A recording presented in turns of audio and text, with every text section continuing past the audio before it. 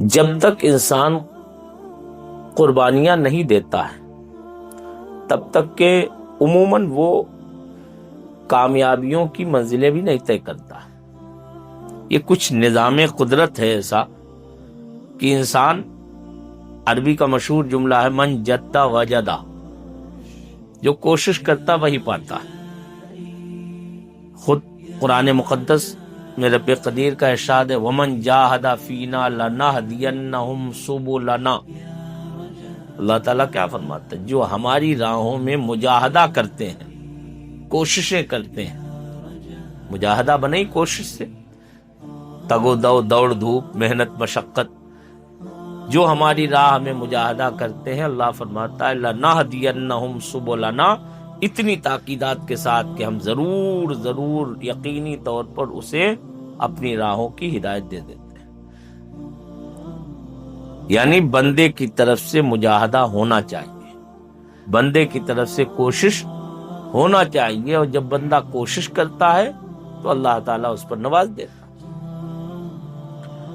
ان اللہ لغنی عن العالمین، قرآن میں آیا اللہ تعالیٰ تمام عالموں سے بے نیاز، اسے کسی کی کوئی حاجت نہیں،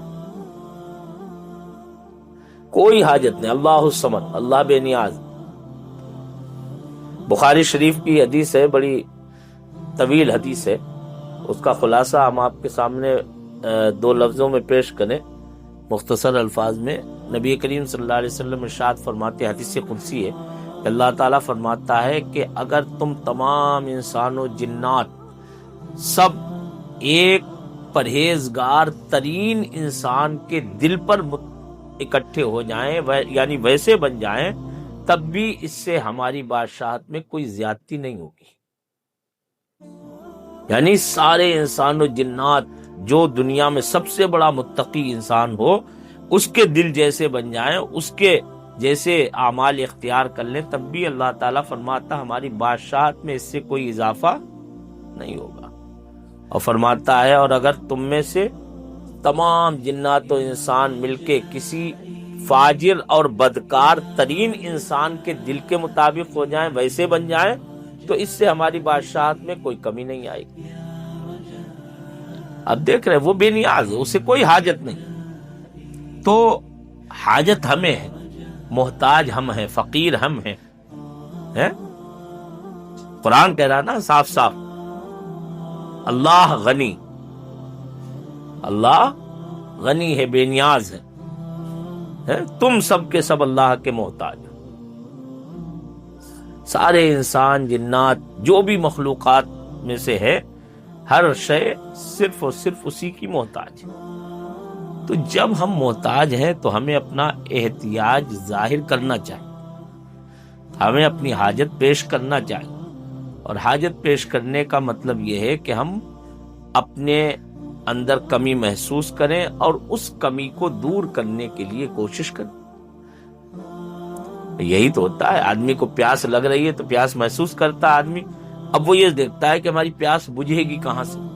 اب جس کے پاس پانی ہو وہ اس سے التجائیں کرتا ہے، گڑ گڑاتا ہے، روتا ہے، بلکتا ہے، جیسے بھی ہو سکتا ہے وہ اس سے پانی حاصل کر کے اپنی پیاس بجھانے کی کوشش کرتا. تو یہ ہماری اور آپ کی جسم کی ذرا سی ایک چاہت کہہ لو، ایک ضرورت کہہ لو، اسے ہم پورا کرنے کے لیے جب اتنا گر جاتے ہیں کہ ہم کسی کے قدموں تک پہ جو ہے سر رکھنے کو تیار ہو جاتے ہیں، تو پھر ہم اپنے باطن اور روحانیت کے کمال حاصل کرنے کے لیے اپنے آپ کو کیوں نہیں فرش راہ بنا دیتے ہیں اور خدا کی بارگاہ میں جھکا دیتے ہیں. سمجھ رہے ہیں آپ؟ تو یہ بڑی اہم چیز ہے، اسے ہمیں اور آپ کو نظر میں رکھنا چاہیے. دیکھیں بہت سارے لوگ جو ذکر فکر میں بہت زیادہ کامیابی نہیں حاصل کر پاتے ہیں، اس کی ایک بڑی وجہ یہ بھی رہتی ہے کہ مثلاً فجر کے بعد مراقبہ ہوا، تھوڑی دیر کر لیا، ظہر کے بعد آپ کا موڈ بنا تو آپ نے کر لیا، عشاء کے بعد تھوڑی دیر کر لیا. تو یہ 2-3 ٹائم کا صرف مراقبہ، اس کے بعد میں پھر آپ کا وہی حال. جیسے عام طلبہ رہتے ہیں، عام لوگ رہتے ہیں، ویسے آپ رہتے ہیں، ہم رہتے ہیں. وہی کھانا پینا، وہی ہنسنا کھیلنا، وہی دنیا میں لہو و لعب میں لگے رہنا، ادھر ادھر کی خرافاتوں میں دھیان لگانا، ایک مرتبہ بھی اس کے علاوہ اپنے مولا کو دل میں یاد نہ کرنا، تو پھر ہمارے اور آپ کے اندر ذکر سرایت کیسے کرے گا، کیسے اثر کرے گا؟ بھائی تھوڑی دیر کے لیے ہم بیٹھ گئے، اگر تھوڑا بہت لطائف میں حرکت وغیرہ ہونے بھی لگی تو خالی لطائف میں حرکت ہونے سے یا لطائف کے ذاکر ہونے سے کوئی بہت بڑا روحانیت والا نہیں بن جاتا ہے۔ یہ تو بنیاد ہے، ابتدا ہے۔ گویا کہ ہمیں اور آپ کو اب پیر ملے ہیں، جن کے لطائف ذاکر ہوئے ہیں، تو نہیں جیسے چلنے کے لیے پیر ضروری ہیں، تو اب گویا کہ انہیں پیر ملے ہیں کہ وہ چل سکتے ہیں۔ ابھی تک اپاہج تھے، وہ بے پیر تھے، معذور تھے، اب انہیں گویا کہ پیر مل گئے ہیں کہ وہ اس راہ میں چل سکتے ہیں۔ لیکن اگر خالی چل سکنے پر ہی آدمی اکتفا کر لے، بیٹھا رہے، کھڑا رہے، تو اسے چلنے کا فائدہ اور چلنے میں جو اسے نعمتیں ملتی، جو اسے حاصل ہوتا، وہ تو حاصل نہیں ہو پائے گا۔ چلنا پڑے گا نا، اسے قدم بڑھانا پڑے گا۔ خالی ہتھیار ہونے سے کوئی جو ہے وہ کسی پرندے کو یا کسی ہرن کو یا کسی چڑیا کو یا کسی جانور کو نہیں مار سکتا۔ ہتھیار ہونے کے ساتھ ساتھ ہتھیار چلانا بھی تو پڑتا ہے، سمجھ رہے ہیں آپ بات؟ تو اس لیے جو ہے وہ ضروری ہے کہ اگر ہمارے اور آپ کے لطائف اللہ کرے اچھی طرح سے ذاکر ہو جائے، اور اگر ذاکر ہو گئے ہیں تو بڑی مبارک بات ہے، معمولی بات نہیں ہے، یہ بہت بڑی نعمت ہے اللہ کی۔ لیکن روحانیت کے لیے صرف اتنا ہی کافی نہیں ہے کہ تھوڑی دیر کے لیے آپ بیٹھ گئے، ذکر مراقبہ کر لیا، آپ کے لطائف میں تھوڑی بہت حرکت ہوئی، کچھ آپ کو ملا تھوڑا بہت، اس کے بعد میں آپ پھر وہی سب کام کرنے لگے جو عام طور پر لوگ کرتے ہیں، تو ظاہر سی بات جو ملا ہے وہ بیکار چلا جائے گا، برباد ہو جائے گا۔ اس سے ہماری اور آپ کی ترقی نہیں ہو سکتی ہے۔